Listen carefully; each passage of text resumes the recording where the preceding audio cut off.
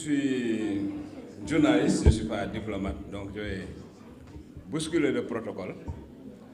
Bonjour à tous. Voilà. Bon, je suis heureux d'être ici aujourd'hui pour répondre à l'invitation de celui que j'ai toujours appelé mon complice intellectuel, Bassir Fofana, qui m'a fait l'honneur de lire cet ouvrage bien avant sa parution. Je suis d'autant plus content d'être là que j'ai dit à Bachir, le jour où il a été arrêté, qu'il devait profiter de son séjour carcéral pour écrire un livre. Je suis très content qu'il ait suivi mon conseil. Vous savez, s'il y a une chose de positif dans la prison, c'est que ça permet de réfléchir. Tu vois, moi je pense que le moins mauvais livre que j'ai écrit dans ma vie, je l'ai écrit en prison.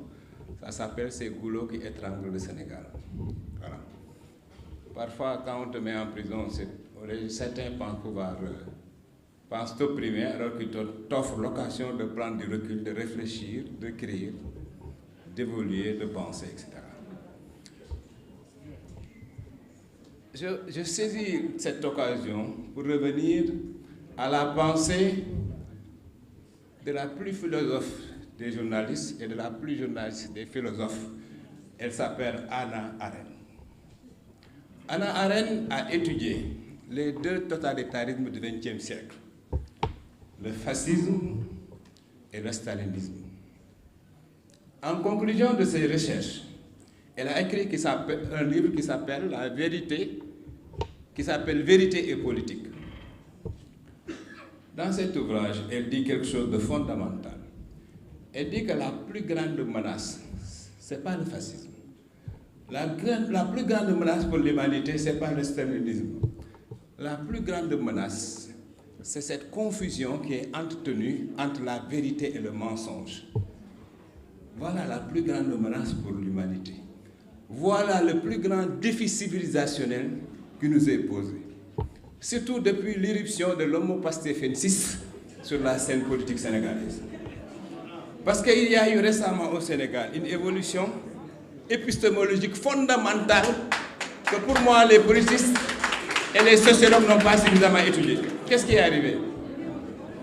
Un objet politique non identifié a fait brutalement irruption sur la scène politique sénégalaise sur la base d'un comportement politique qui était jusqu'ici inconnu et qui est un comportement politique de fabrication d'une vérité alternative sur la base de la manipulation, du mensonge, de la déformation, de la falsification, de l'injure, etc.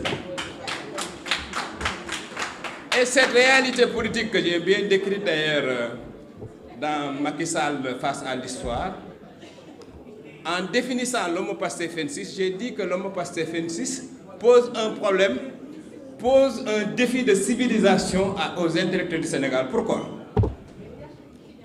Parce que je pense que pour la première fois dans l'histoire de l'humanité, il est urgent que les journalistes, les intellectuels, les penseurs fabriquent plus que jamais ce que j'appelle moi des vérités de fait. Des vérités de fait, ça veut dire quoi?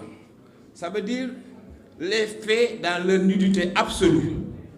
Ça veut dire les faits dans ce qu'ils sont en réalité. C'est-à-dire les faits débarrassés de toute forme de propagande. Ça veut dire des vérités de fait. Les vérités de fait, ça veut dire des vérités basées sur des faits. Ça veut dire des faits véridiques, ça veut dire des vérités factuelles. Et c'est ça que moi, à mon avis, Bachir a entrepris dans cet ouvrage. Pour moi, voilà un exemple. Voilà, parce que, encore une fois, ce qui fait la noblesse du journalisme, le journalisme, ce n'est pas de l'opinion. Le journalisme, ce n'est pas de la chronique. Le journalisme, ce n'est pas de la pensée. Le journalisme, c'est la recherche de faits, c'est la présentation des faits et à la limite le commentaire des faits. Donc, ce qui est sacré dans l'exercice du métier du journalisme, c'est les faits. Le commentaire étant libre par ailleurs. Nous avons laissé la scène politique sénégalaise vampirisée par des objets politiques, enfin des objets médiatiques pas clairement identifiés, qui peuvent s'appeler chroniqueurs, ou commentateurs, ou parleurs, ou insulteurs, qui ont réussi d'une certaine manière à vampiriser le débat public, reléguer au second plan les faits, fabriquer un certain nombre de slogans qui polluent le débat public. Autour de l'affaire qui nous réunit aujourd'hui, des questions simples s'imposent. Est-ce que 37 milliards ont été débloqués, oui ou non? Ces 37 milliards correspondaient à la réalisation de combien, à l'électrification de combien de villages? À partir de ces villages, de ce nombre initial, combien de villages ont aujourd'hui été électrifiés à date? Est-ce que, comme dit Madame Aldagne, des Espagnols ont débloqué 4 milliards? À qui cet argent a été donné? Voilà des questions auxquelles il faut répondre objectivement, c'est-à-dire dépouiller de toute forme de commentaire. Et voilà par exemple, le type de débat qu'il faut dans ce pays. C'est-à-dire déconstruire les slogans, déconstruire les propagandes, déconstruire les mensonges pour exprimer les faits dans leur nudité absolue. En ça, je pense que Bachir a montré la voie. Mon frère, je te félicite vraiment. Il y aura d'autres livres, hein, parce que je sais qu'il y a beaucoup de gens qui écrivent.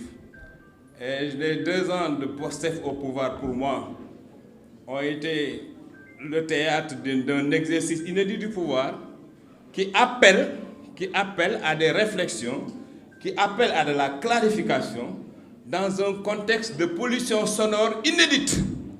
Nous sommes l'unique pays au monde où, à flux tendu, H24, sur des plateaux, des personnes qui se croient des voix autorisées, qui ne sortent de je ne sais où, donnent des leçons à toute la planète sur la base de connaissances, enfin, pas de connaissances, sur la base de savoir empirique, comme si le monde était une entité brusquement tombée du ciel et que n'importe qui pouvait dire n'importe quoi.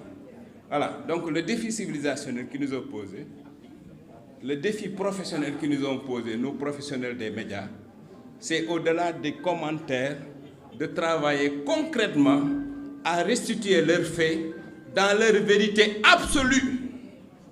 Et je ne dois pas cacher que moi-même je suis en train d'écrire. Donc il faut que tout le monde écrive. Il faut que l'histoire de ce pays soit reconstituée dans sa vérité, dans sa réalité, dans sa nudité. Merci. Donc Bachir, je te félicite beaucoup. Merci beaucoup, cher Yérim.